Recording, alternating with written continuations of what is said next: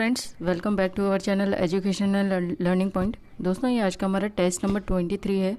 तो चलिए शुरुआत करते हैं अपने पहले प्रश्न की। पहला प्रश्न हमारा, भारतीय संविधान का अनुच्छेद 21 किससे संबंधित है? भारतीय संविधान का अनुच्छेद किससे संबंधित है? तो इसका क्या आंसर होगा? Answer is right to life. Option C is correct, जीवन का अधिकार। आर्टिकल 21 किससे संबंधित है? जीवन के अधिकार से संबंधित है। राइट टू लाइफ जीवन के अधिकार से संबंधित है। बाकियों के बारे में भी मैं आपको बता दूं, ये जो संपत्ति का अधिकार है, राइट टू प्रॉपर्टी, ये किस आर्टिकल के तहत आता है?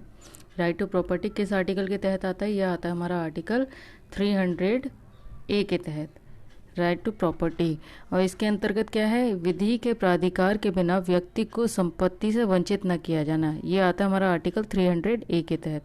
अच्छा, 300A के तहत संपत्ति का ये जो अधिकार प्रदान किया गया है, ये भारत में संपत्ति का अधिकार जो है ये मौलिक अधिकार नहीं है। मौलिक अधिकार नहीं है। जो संपत्ति का अधिकार है वो मौलिक अधिकार नहीं है। अब आप बात कर लेते हैं हम मौलिक कर्तव्य की। ये जो मौलिक कर्तव्य है यानी कि फंडामेंटल ड्यूटीज़, ये किस आर्टिकल में आता है? ये आता है हमारा आर्टिकल 51A के तहत। 51A के तहत फंडामेंटल ड्यूटीज़। और अब आते हैं हम अपने राष्ट्रीय आपातकाल पर। National emergency. नेशनल इमरजेंसी हमारा किस आर्टिकल के तहत आता है? ये आता है हमारा आर्टिकल 352 के तहत, नेशनल इमरजेंसी। और अच्छा, इसी से मिलता जुलता है हमारा 356 आर्टिकल, जो 356 है, इससे कंफ्यूजन नहीं होना है आपको। 356 ये इसमें ये डिफरेंस है, ये जो है ये आर्टिकल 352 है, ये राष्ट्रीय आपातकाल है। और ये जो आर्टिकल 356 है ये हमारा स्टेट इमरजेंसी यानी कि प्रेसिडेंट रूल। इसमें क्या होता है? आर्टिकल 356 में इसमें राज्य में संवैधानिक तंत्र में विफल हो जाने की दिशा में आर्टिकल 356 लागू किया जाता है। तो जो हमारा इस प्रश्न का जो उत्तर था वो क्या था? जीवन का अधिकार, right to life. Option C is correct. अगला प्रश्न हमारा, प्रश्न संख्या है हमारी 2। कौन सी मृदा उत्तरी मैदानों और नदी घाटियों में फैली हुई है और भारत के कुल क्षेत्रफल का लगभग 40% क्षेत्र घेरे हुए है? कौन सी मृदा उत्तरी मैदानों और नदी घाटियों में फैली हुई है और भारत के कुल क्षेत्रफल का लगभग 40% क्षेत्र घेरे हुए है? तो इसका क्या आंसर होगा? इसका आंसर होगा हमारा ऑप्शन डी, जलोढ़ मृदा। जलोढ़ मृदा। और ये जो जलोढ़ मृदा है ये कौन सी मृदा होती है? ये नदियों द्वारा बहकर जो मिट्टी आती है ये वो मृदा होती है। और इसको दोमट मिट्टी भी कहते हैं, इसको दोमट मिट्टी भी कहा जाता है। अच्छा, ये जो काली मृदा है हमारी, ब्लैक सॉइल, ये कहाँ पर पाई जाती है? इसका ये दूसरे स्थान पर आती है काली मृदा। जो ब्लैक सॉइल है तो इसका जो स्थान है वो दूसरा है। जलोढ़ के बाद इसका जो सबसे ज़्यादा यूज़ होता है ब्लैक सॉइल का, ये होता है महाराष्ट्र और गुजरात में। अच्छा, इस यहाँ पर ये महाराष्ट्र में और गुजरात में खेती के लिए यूज़ की जाती है ब्लैक सॉइल, है ना। और जो हमारी जो ये दक्षिण भारत में इसको क्या बोलते हैं? दक्षिण भारत में इसको रेगुड़ मृदा के नाम से भी जानी जाती है। रेगुड़ मृदा के नाम से भी जाना जाता है किसको? ब्लैक सॉइल को। और ये जो ब्लैक सॉइल है ये किस लिए ज़्यादा उपयोगी है? ब्लैक सॉइल जो है हमारी, ये काली मृदा, ये हमारी उपयोगी है कपास के लिए भी उपयोगी, कपास के लिए उपयोगी है। वैसे इसमें और कौन सी जो फसल उगाई जाती है वो है मसूर और चना भी इसमें इसकी भी खेती की जाती है। और जो हमारा बाकी आती है हम अपनी लैटेराइट मृदा, ये किस लिए उपयोगी है? जो हमारी लैटेराइट, ये है चाय कॉफ़ी के लिए उपयोगी है। और ये कहाँ पर पाई जाती है? जो हमारी लैटेराइट मृदा है ये हमारी पाई जाती है असम, तमिलनाडु और कर्नाटक, ये 3 जगह पाई जाती है। और जो हमारी रेड सॉइल है यानी कि लाल मृदा है, ये कहाँ पर पाई जाए? इसका जो निर्माण होता है रेड सॉइल का, ये कहाँ इसका जो निर्माण होता है वो होता है ग्रेनाइट के चट्टानों के टूटने से। फसल के उत्पादन में अच्छी नहीं होती है ये रेड सॉइल जो है, फसल के उत्पादन में अच्छी नहीं होती है। और इसमें जो खेती की जाती है, जो फसल उगाई जाती है वो ज़्यादातर मोटे अनाज होते हैं, जैसे कि आप मूंगफली ले लीजिए, अरहर हो गई और मक्का, ये और इसमें धान की भी खेती की जाती है आदि। ये जो मोटी फसलें हैं जैसे मक्का अरहर मूंगफली धान की खेती, ये हमारी लाल मृदा में होती है।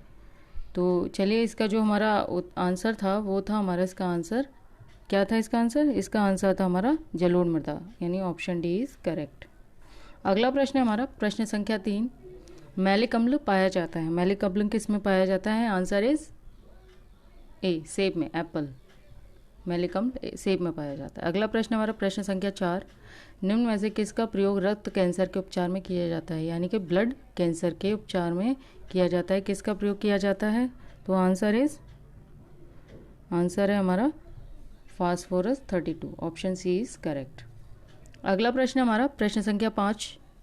निम्नलिखित में से कौन सा तत्व प्राकृतिक रेडियोधर्मिता प्रदर्शित नहीं करता है? निम्नलिखित में से कौन सा तत्व प्राकृतिक रेडियोधर्मिता प्रदर्शित नहीं करता है? तो इसका क्या आंसर होगा? Answer is D, aluminium. अगला प्रश्न हमारा प्रश्न संख्या 6। ऑन्कोजीन किससे संबंधित है? ऑन्कोजीन जो है हमारा वो किससे संबंधित है? ऑन्कोजीन हमारा संबंधित है, answer is option B, cancer से। ये जो ऑन्कोजीन है ये एक असामान्य जीन है ऑन्कोजीन। ये कैंसर के लिए उत्तरदायी होता है, और ये जो ऑन्कोजीन है कैंसर के लिए उत्तरदायी होता है। तो ये किससे संबंधित है? कैंसर से। Option B, C is correct. अगला प्रश्न है हमारा प्रश्न संख्या 7। वह विटामिन जो जल में घुलनशील है और सामान्य मूत्र में उत्सर्जित होता है, तो वो कौन सा विटामिन है? Option C is correct. Option जो हमारा इसका क्या है? विटामिन सी हमारा सही उत्तर है। अच्छा, ये जो विटामिन सी है इसकी कमी से क्या कौन सा रोग हो जाता है? इससे स्कर्वी रोग हो जाता है, विटामिन सी की कमी से। बाकी कमजोरी, थकावट, दांतों का ढीला होना, कमजोर नाखून, जोड़ों में दर्द, बाल झड़ने जैसी समस्याएं विटामिन सी की कमी से होती हैं। अच्छा, ये जो हमारा विटामिन ए है इसकी कमी से क्या होता है? इसकी कमी से होता है हमारा आँखों की बीमारी, ज़्यादातर रतौंधी या आँखों के जो सफ़ेद वाला जो एरिया होता है उस पर धब्बे हो जाना, ये हमारा विटामिन ए की कमी से होता है। और हमारा जो विटामिन डी है इसकी कमी से क्या हो जाता है? वैसे इसको क्या बोलते हैं? विटामिन डी को बोलते हैं सनशाइन विटामिन भी कहते हैं, विटामिन डी को। यानी कि धूप में आप अगर खड़े हो जाएंगे तो विटामिन डी आपको भरपूर मात्रा में मिल जाएगा। तो ये विटामिन डी हो गया आपका। विटामिन डी की कमी से आप ज़्यादातर हड्डियों कमज़ोर होना, जोड़ों में दर्द, ये हमारा विटामिन डी की कमी से होता है। और जो विटामिन ई है इसकी कमी से क्या होता है?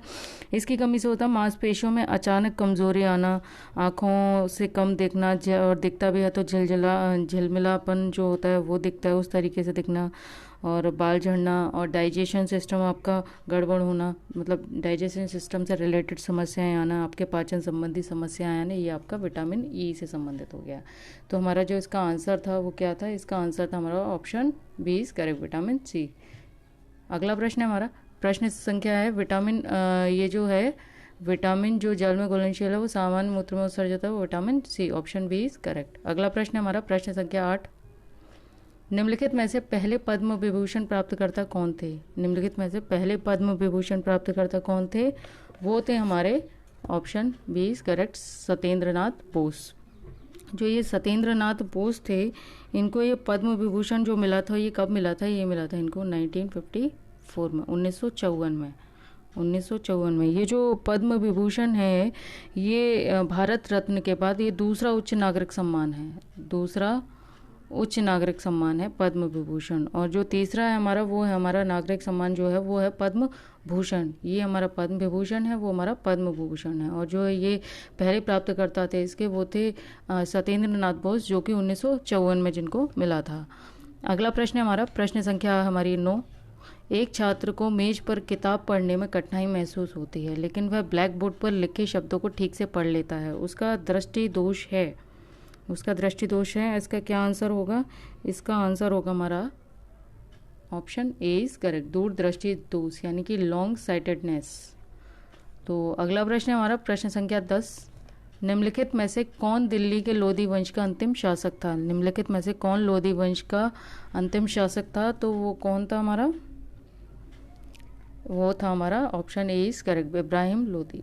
लोदी वंश का अंतिम शासक इब्राहिम लोदी था। अगला प्रश्न हमारा प्रश्न संख्या 11, वेटिंग फॉर द महात्मा शीर्षक पुस्तक के लेखक का नाम क्या है? वेटिंग फॉर द महात्मा शीर्षक पुस्तक के लेखक का नाम क्या है? तो इसका जो आंसर है वो क्या है हमारा? इसका आंसर है हमारा आर के नारायण, यानी ऑप्शन डी इज करेक्ट। अगला प्रश्न हमारा प्रश्न संख्या 12, हेमकुंड। हेमकुंड साहिब गुरुद्वारा किस राज्य में स्थित है? वैसे इसको हेमकुंड पढ़ा जाता है, हेमकुंड। हेमकुंड साहिब गुरुद्वारा किस राज्य में स्थित है?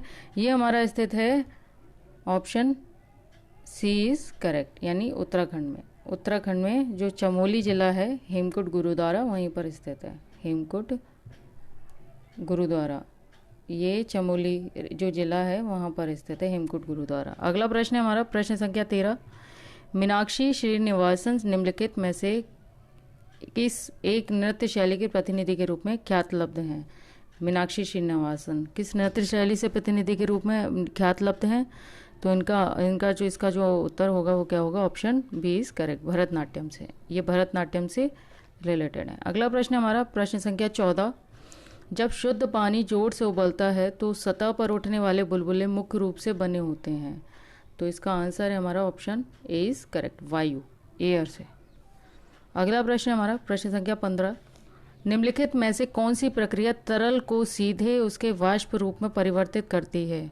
निम्नलिखित में से कौन सी प्रक्रिया तरल को सीधे उसके वाष्प रूप में परिवर्तित करती है? तो इसका क्या आंसर होगा? आंसर है हमारा ऑप्शन सी, वाष्पीकरण, वेपोराइजेशन, वाष्पीकरण। Option C is correct. अगला प्रश्न हमारा प्रश्न संख्या 16, केंद्रीय सूचना आयोग का गठन किस वर्ष में किया गया था? केंद्रीय सूचना आयोग का गठन किस वर्ष में किया गया था? तो हमारा ये जो किया गया था ये किया गया था अक्टूबर 2005 में। अक्टूबर 2005 में केंद्रीय सूचना आयोग का गठन किया गया था, यानी कि सेंट्रल इंफॉर्मेशन कमीशन का जो गठन किया गया था वो किया गया था किस, और 2005 में किया गया था, और ये किया गया था सूचना का अधिकार अधिनियम 2005 के अंतर्गत इस आयोग का गठन किया गया था अक्टूबर 2005 में। अगला प्रश्न है हमारा प्रश्न संख्या 17, भारत में प्रतिभूति अपीली न्यायाधिकरण सेट की स्थापना की इस वर्ष हुई थी? सेट की जो स्थापना हुई थी वो किस वर्ष हुई थी? तो वो हुई थी हमारी ऑप्शन बी इज करेक्ट, 1992 में, यानी कि सिक्योरिटीज एपीलेट ट्रिब्यूनल। तो इसका जो आंसर है वो है ऑप्शन बी इज करेक्ट, 1992 में भारत में प्रतिभूति अपीली न्यायाधिकरण की स्थापना हुई थी, सेट की, यानी कि securities appellate tribunal, securities appellate tribunal, set. अगला प्रश्न हमारा प्रश्न संख्या 18, निम्नलिखित में से किसने ईस्ट इंडिया एसोसिएशन संगठन की स्थापना की? निम्नलिखित में से किसने ईस्ट इंडिया एसोसिएशन इस संगठन की स्थापना की? तो इसका आंसर होगा हमारा ऑप्शन डी इज करेक्ट, दादा भाई नौरोजी ने। ये कब की थी इन्होंने? ये की थी 1866 में। 1866 में इन्होंने इसकी स्थापना की थी, जो कि लंदन में की गई थी, लंदन में की गई थी। और इसका जो मोटिव था, इसका जो उद्देश्य था वो क्या था? वो था सार्वजनिक हितों और भारतीयों के कल्याण को बढ़ावा देना, और ब्रिटिश जनता को भारत के बारे में सही जानकारी देना, और ब्रिटिश प्रेस में भारतीय शिकायतों की आवाज़ उठाना। ये इसका उद्देश्य था। इसका जो आंसर है वो है दादा भाई नौरोजी ने 1866 में लंदन में की थी। किसकी? ईस्ट इंडिया एसोसिएशन संगठन की जो स्थापना हुई थी। अगला प्रश्न हमारा प्रश्न संख्या 19, निम्नलिखित में से कौन कुंभ मेला के 4 स्थानों में से एक नहीं है? तो इसका क्या आंसर होगा? इसका आंसर होगा हमारा option D is correct, Nagpur. Nagpur जो है वो कुंभ मेला के 4 स्थानों में से एक नहीं है, यहाँ पर कुंभ मेला नहीं लगता। अगला प्रश्न है हमारा प्रश्न संख्या 20, न्यूट्रॉन की खोज किसने की थी? न्यूट्रॉन की खोज किसने की थी? तो इसका आंसर होगा हमारा option B is correct, James Chadwick ने इसकी खोज की थी, न्यूट्रॉन की।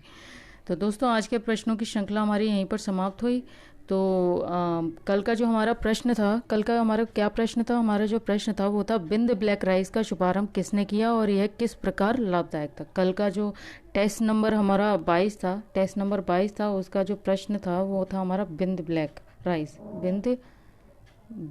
राइस, बिंद ब्लैक राइस का शुभारंभ किसने किया और यह किस प्रकार लाभदायक है? तो चलिए इसका उत्तर मैं आपको बता दूं।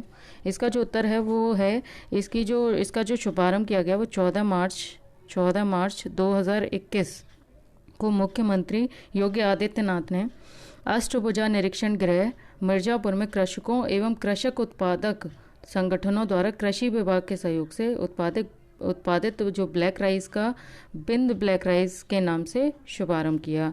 अच्छा, ये जो चावल है बिंद ब्लैक राइस, इस चावल में जो इम्पॉर्टेंट जो मुख्य घटक पाए जाते हैं, जैसे कि मुख्य जो गुण पाए जाएंगे वो क्या है इस चावल में? जिंक हो गया हमारा, फास्फोरस हो गया, फास्फोरस हो गया, आयरन, प्रोटीन, फाइबर एवं कार्बोहाइड्रेट, ये आदि प्रचुर मात्रा में पाए जाएंगे बिंद ब्लैक राइस में। इसमें जो एंटीऑक्सीडेंट जो गुण हैं इनके ये जो गुण पाए गए हैं एंटीऑक्सीडेंट गुण, जैसे कि zinc, phosphorus, iron, protein, fibre, carbohydrate, तो इनके एंटीऑक्सीडेंट गुणों के कारण ये कैंसर का जो रोग है उसके बचाव में सहायक है ये बिंद ब्लैक राइस। तो आपका ये प्रश्न पूरा हुआ। और जो हमारा क्वेश्चन ऑफ द डे है वो है मुख्यमंत्री सक्षम सुपोषण योजना का क्या उद्देश्य है? तो इसका उत्तर आप हमें बताइएगा कमेंट सेक्शन में। आप हमें YouTube, Instagram, Telegram, Facebook page पर भी like, follow and subscribe, share ज़रूर करें। मिलते हैं अपने अगली श्रृंखला में, तब तक के लिए नमस्कार।